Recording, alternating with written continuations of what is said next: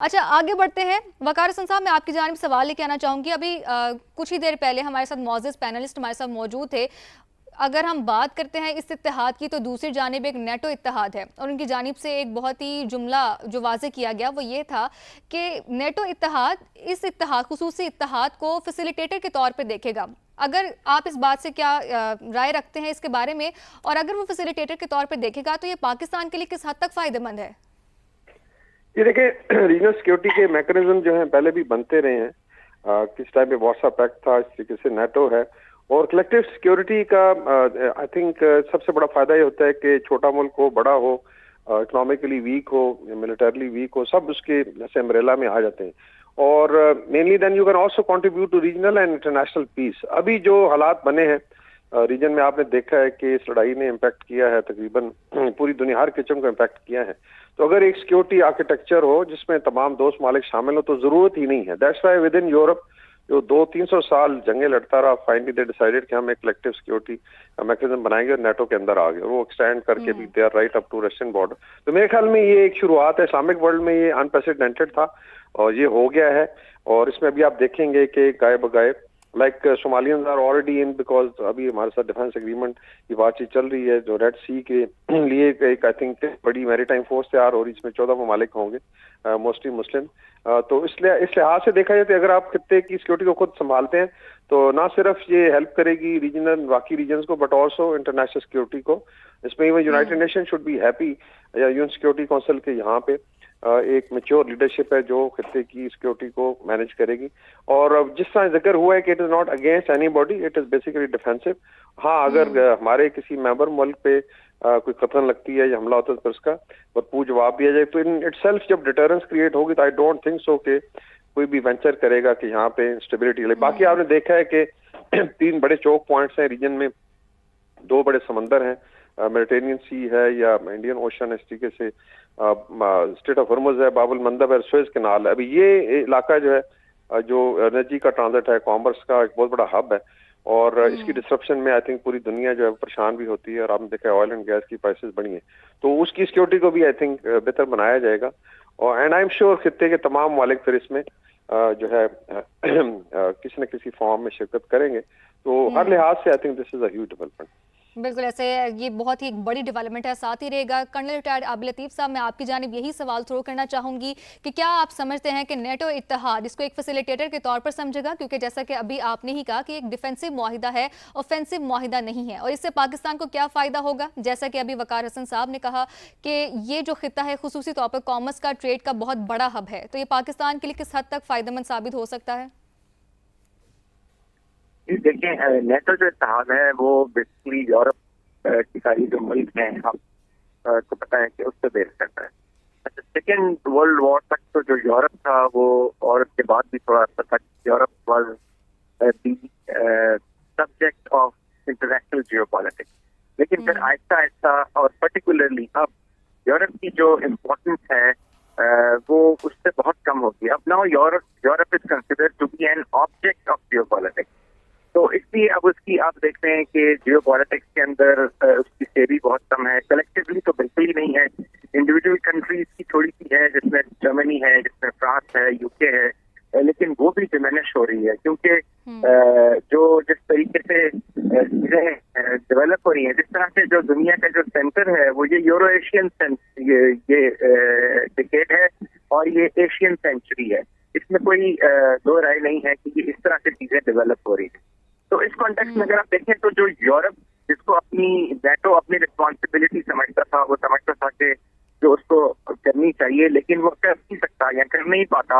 और वो अगेन ये इस आप वेस्ट एशिया में देखें तो वो बिल्कुल इनएफेक्टिव था। वो ज़ाहिर है, आपने देखा कि अमेरिकन प्रेसिडेंट ने कई दफा नेटो कंट्रीज को कहा कि आप इस जो ये रिसेंट वॉर थी ईरान की, इसके अंदर अपना रोल अदा करें, लेकिन उन्होंने साफ इनकार कर दिया। तो इसलिए ये जो अब टर्की को बेस करते हुए और फिर जो रिनोड जो एक स्टेटस है पाकिस्तान के जियोपॉलिटिकल, उसको नजर में रखते हुए आई थिंक ये जो नेटो ने स्पेस और जो वैक्यूम क्रिएट किया है, इसको ये अलायंस और ये एग्रीमेंट जो है वो बिल्कुल फिल करता है as far as the West Asia is concern, as far as this region is concern. और इसमें जो سب سے بڑی بات یہ ہے کہ یہ جو جس طرح سے ماڈرنائزیشن ہو رہی ہے، جس طرح سے ٹیکنالوجی کی ٹرانسفر ہے، جس طرح سے پاکستان جو ہے وہ اللہ تعالیٰ نے اس کو بہت ساری ایسے وسائل سے نوازا ہے جو کہ 21st سینچری کے وسائل ہیں، جو کہ شاید ٹرکی کے پاس بھی نہیں ہیں، جن کو ایکسپلور کرنے کی ضرورت ہے، جن کو ایک اکنامک یو ٹرن پہ لانے کی ضرورت ہے، ایک گریوٹی کریٹ کرنے کی ضرورت ہے. دا مومنٹ وہ کریٹ ہوتی ہے تو دس triangulation of Saudi Arab, Turkey and Pakistan, یہ it will transform not only this region بلکہ یہ I think ایک دنیا کا ایک بہت مضبوط جو پیوٹ ہے geopolitical also and geoeconomic وہ بھی بن جائے گا. ٹھیک ہے، تو وقار حسن صاحب آپ کا اس بارے میں کیا خیال ہے کہ یہ جو ٹرائی لیٹرل بنایا گیا ہے الائنس، اس کا پاکستان کو اللہ تعالیٰ نے بہت زیادہ وسائل سے نوازا ہے، تو ان کے ایکسپلوریشن میں اس الائنس کا کیا کردار ہوگا؟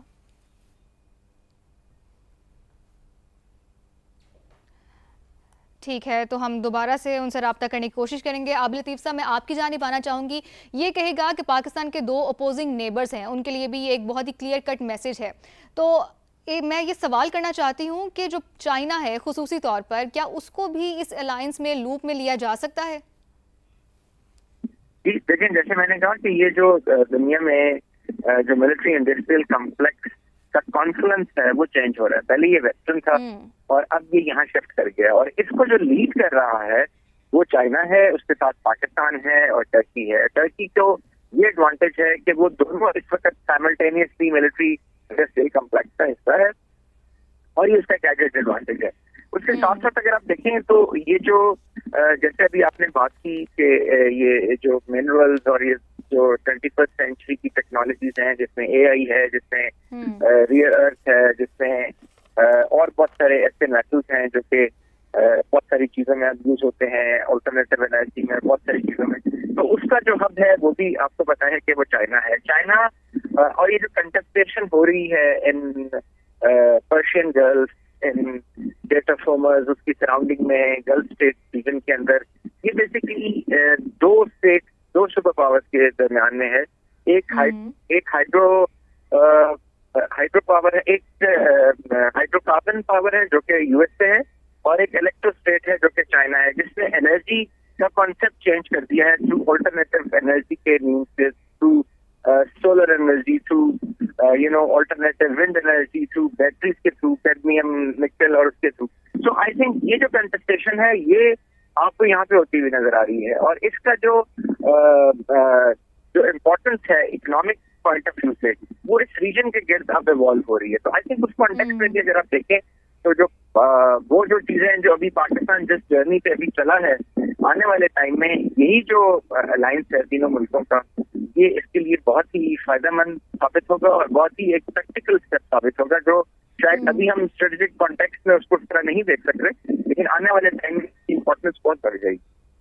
بالکل ایسے ہی ہے. اچھا عابد، اگر ہم یہ دیکھتے ہیں کہ پاکستان نے حالیہ عرصے میں ایران اور جو اس کے علاوہ امریکہ کی وار ہے اس میں بہت ہی اہم کردار ادا کیا ہے میڈیشن میں. دوسری جانب اگر ہم ترکی کو دیکھتے ہیں تو ترکی نے غزہ میں سیز فائر میں بہت اہم کردار ادا کیا ہے، بہت ہی سرگرم رہا ہے سیز فائر کے لیے.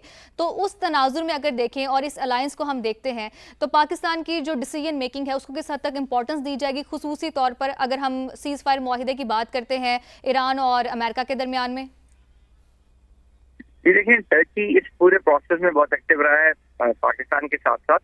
اس کی وجہ یہی ہے، جیسے میں پہلے آپ سے بات کر رہا تھا، کہ یہ بیسیکلی جو عرب کوسچن ہے اس کے اندر جو نئی جیو پولیٹیکل ریئلٹیز ہیں اس کے لیے یہ ضروری تھا کہ ٹرکی، پاکستان اور سعودی عرب جو تھے وہ ایک الائنس کی صورت میں اپنے آپ کو ایک الائنس کے اندر لے کے آتے، کیونکہ ادروائز جو اسرائیل ہے اس کا تو کام یہ ہے اس ریجن کے اندر چوس برپا کرنا، اس ریجن کے اندر ڈسٹرکشن پیدا کرنا اور سیبوٹاج کرنا.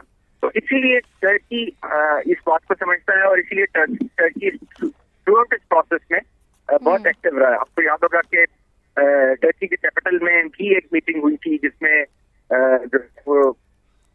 یہ ساری پارٹیز وہاں پہ اکٹھے ہو کے بات ہوئی تھی. پھر ٹرکی کی جو فارن منسٹر ہیں وہ ڈائریکٹلی انوالو رہے، ٹرکی کے پرائم منسٹر انوالو رہے، وہ بھی بات چیت کرتے رہے.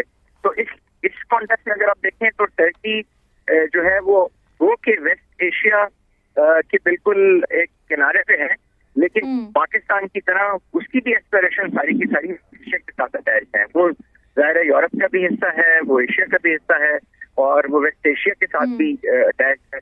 تو اس کانٹیکسٹ میں اگر آپ دیکھیں تو دیٹ از ویری امپورٹنٹ, اور یہ ایک نیچرل الائنس تھا جو کہ ہونا تھا. بالکل ایسے ہی ایک نیچرل الائنس ہے جو کہ اب سامنے آیا ہے. آپ ہمارے ساتھ ہی رہے گا.